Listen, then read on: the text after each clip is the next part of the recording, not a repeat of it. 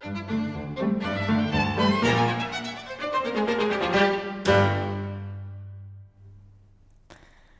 evening, digital heroes, and welcome to tonight's performance of ISA Digital.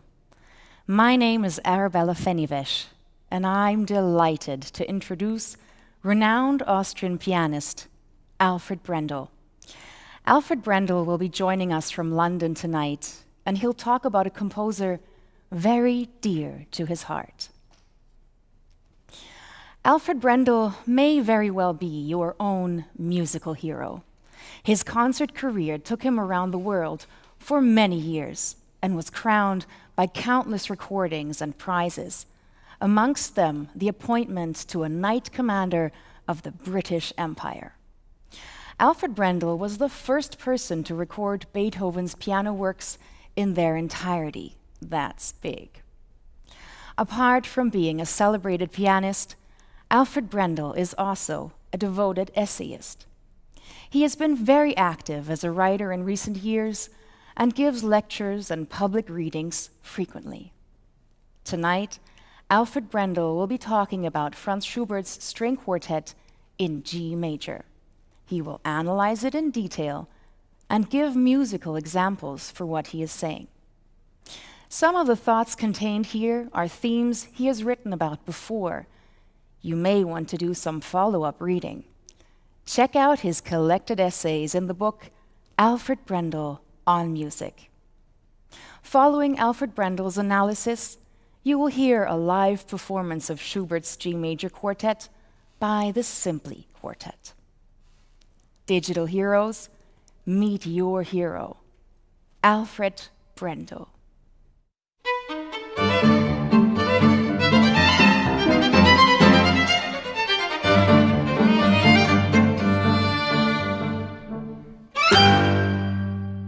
Schubert's string quartet in G major. Schubert composed string quartets already at a youthful age. He wrote them for domestic use, but also enlisted quartet writing to express orchestral ideas. He used to play as a violinist in the orchestra of the Imperial Boarding School in Vienna, and his compositions show a proclivity towards orchestral writing that would also include many of his piano works, most strikingly the Wanderer Fantasy. Within the quartets, the orchestra is hinted at through passages played in unison, double stops, and tremolo. Beethoven and Schubert's late quartets face each other well-nigh independently, although they were composed side by side within a span of 3 years, while the two composers lived in the same city without close contact. These works, by both composers, look far into the future. It seems to me that only the 20th century would build on their audacity, while the quartets by Mendelssohn, Schumann, and Brahms remained in a kind of parenthesis. In contrast to Beethoven, the architect, I have called Schubert a sleepwalker. Permit me to explain this. There is a sentence by Goethe after they had met in Teplitz, which admirably summarizes his personal impression of Beethoven. More concentrated, energetic, and affectionate. I have never seen an artist. These qualities give a clue to his music as well. Next to Beethoven's concentration, Schubert appears as a musician who lets himself be transported just a hair's breadth from the abyss, not so much mastering life as being at its mercy. His somnambulist style of working is borne out by the fact that in a life of less than 32 years, he was able to produce nearly 1,000 works. which is not to say that he worked uncritically. Nevertheless, in regard to Schubert, I feel closer to the Kantian view that the creator of a product of genius doesn't know himself how his ideas are generated, and that to generate them at will is beyond his powers. Schubert may be the most immediately moving among composers, but we should avoid the fallacy that in Schubert everything is a matter of feeling.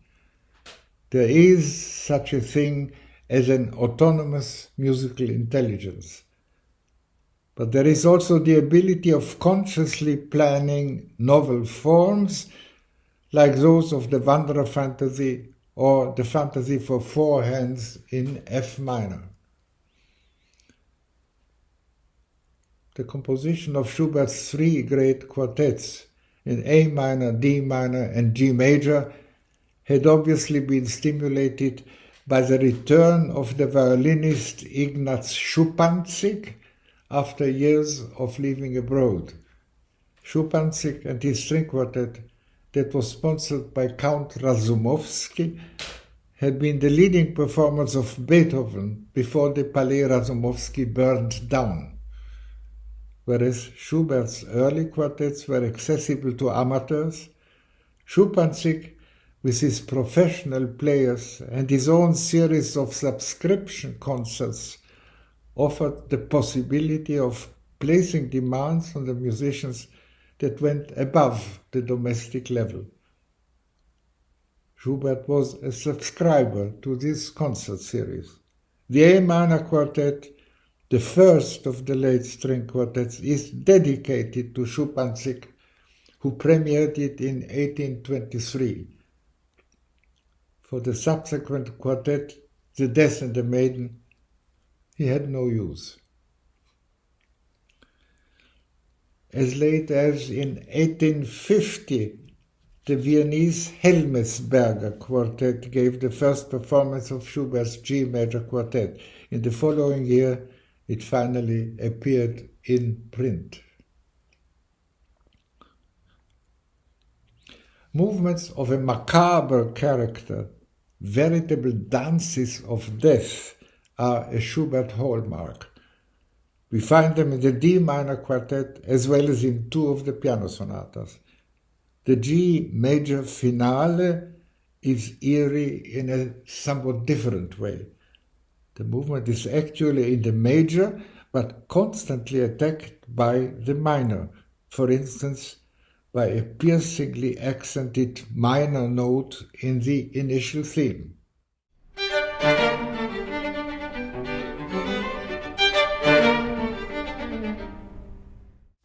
Has there ever been another composer who related so immediately to major and minor?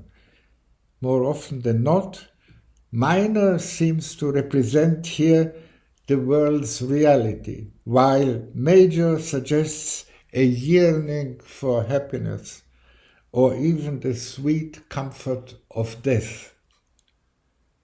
Already the very beginning of the G major quartet confronts us with the rivalry of major and minor.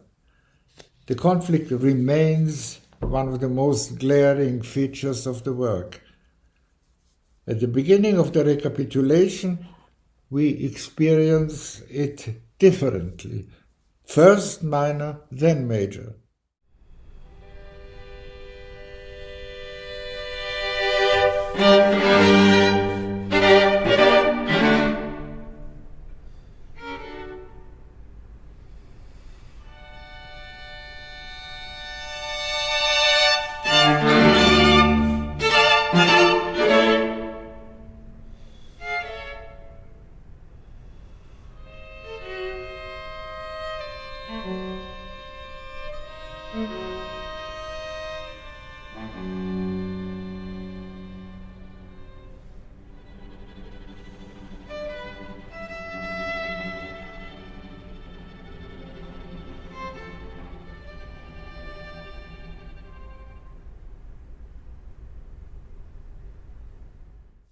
The energy of the movement start is turned into pianissimo. The theme sounds as if it had aged. The musicologist Walter Frisch called this change one of the most radical in all music. At the movement's end, the battle between major and minor is just barely won by major. We can see Schubert as lyricist, epic poet, and dramatist. The latter far more persuasively in his instrumental music than in opera or Singspiel. I would now like to add the expressionist. In the slow movement of the G major quartet, as well as in the Andantino of the great A major piano sonata, conscience becomes shattered. The music is seized by fever. In the outcry of the notes G and B, both of these notes remain unchanged no matter whether the harmonies change.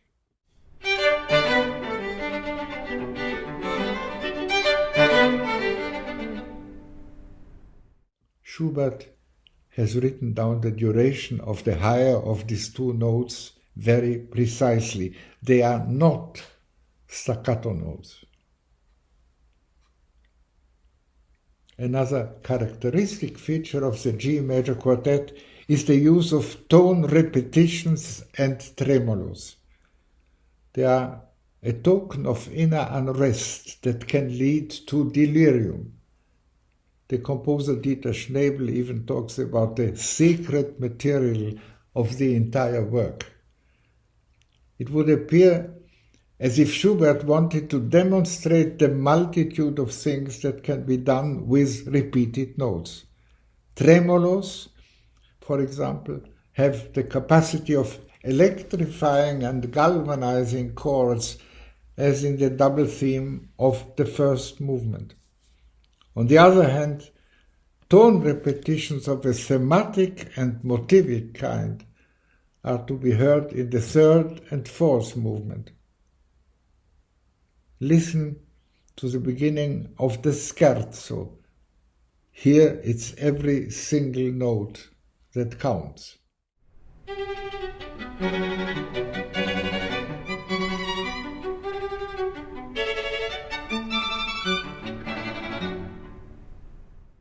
The marking of the first movement, Allegro, molto, moderato, refers to the tempo and not the character. In this movement, extreme intellectual and emotional tensions counterbalance each other. It starts with a strongly contrasting double theme. The first juxtaposes major and minor. The second is a kind of premonition of Bruckner. Here is the first.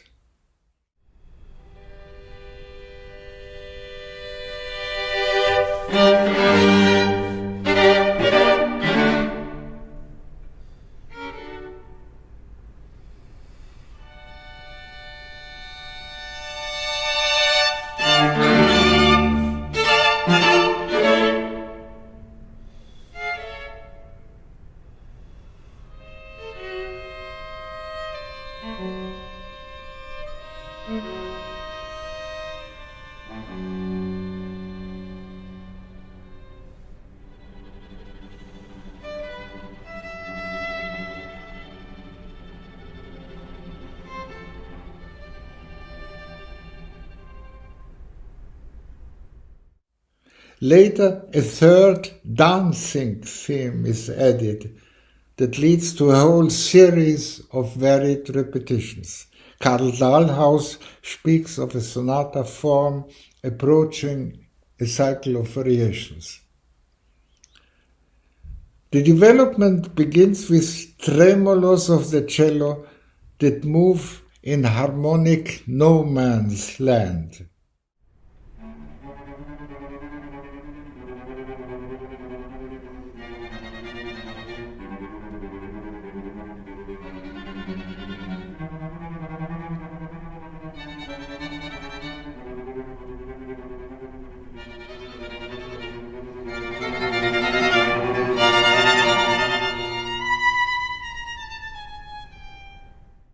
within the descent of this bass line, we can notice the whole tone scale providing its principal notes, a striking novelty.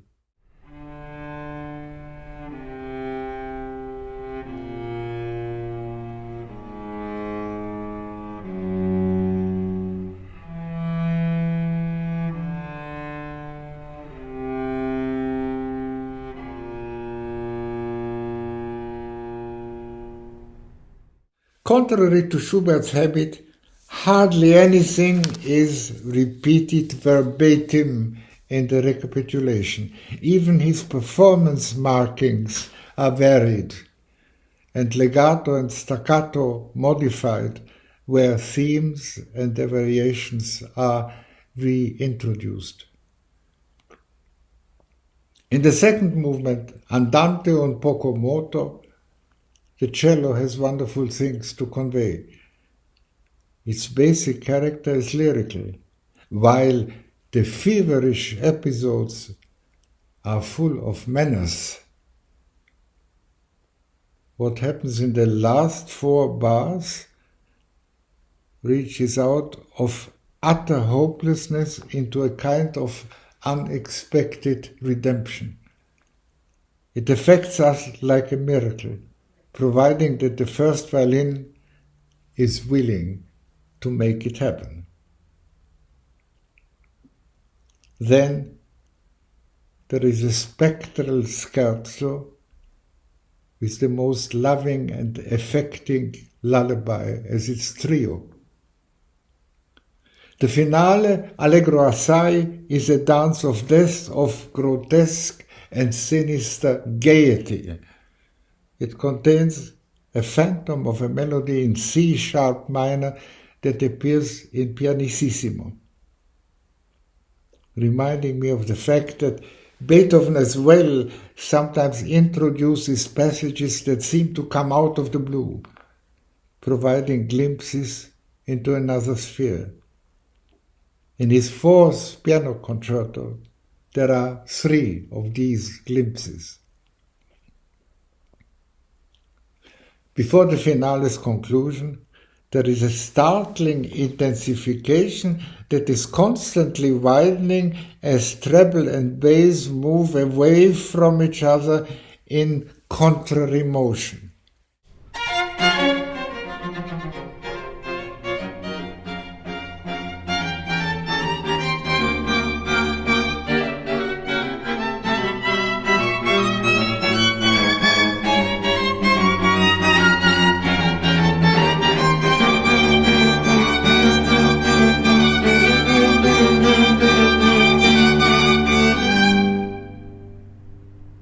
The greatness of the G major quartet has been recognized only belatedly.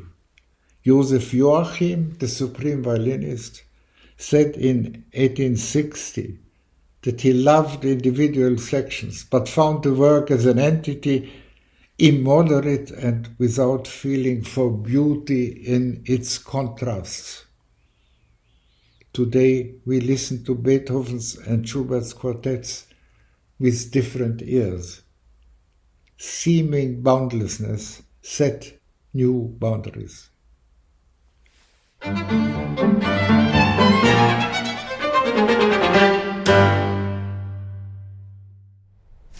Thank you, Alfred Brendel, for those insights on Schubert's G major quartet. If you want to further explore those trains of thoughts, you might look into his collected essays, Alfred Brendel on Music. Let's see all of that now in action with an ensemble of young heroes. Performing for you live is a quartet that has started to make a name for itself internationally, the Simply Quartet. As members of the ECMA, European Chamber Music Academy, they have personally worked with Alfred Brendel before. The Simply Quartet was founded in Shanghai in 2008. Original members, violinist Dan Fengshen and viola player Xiang Lu, were joined more recently by Norwegian cellist Ivan Valentin Holub-Rold and Austrian violinist Antonia Rankersberger. They are currently studying here at the MDV with Professor Johannes Meisel and have performed at the big concert halls in Vienna, as well as the Wigmore Hall in London and the Rachmaninoff Hall in Moscow, to name but a few. They have been awarded several prizes and love to explore new music as well as traditional repertoire. So here they are now, performing for you Schubert's G major string quartet. Ladies and gentlemen, I give you the Simply Quartet.